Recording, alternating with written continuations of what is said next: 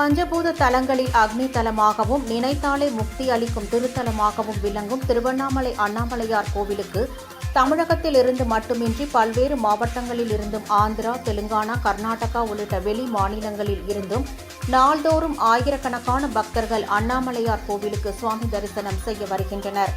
இந்நிலையில் அண்ணாமலையார் கோவில் திட்டிவாசல் படி அருகே உள்ள பாதாள சாக்கடையில் உடைப்பு ஏற்பட்டதை அடுத்து கழிவு நீருடன் மனித கழிவுகளும் வெளியேறி சாலையில் வழிந்தோடுவதால் அண்ணாமலையார் கோவிலுக்கு செல்லும் பக்தர்கள் மனித கழிவுகளை மிதித்துக் கொண்டு கோவிலுக்குள் செல்லும் அவல நிலை ஏற்பட்டுள்ளது.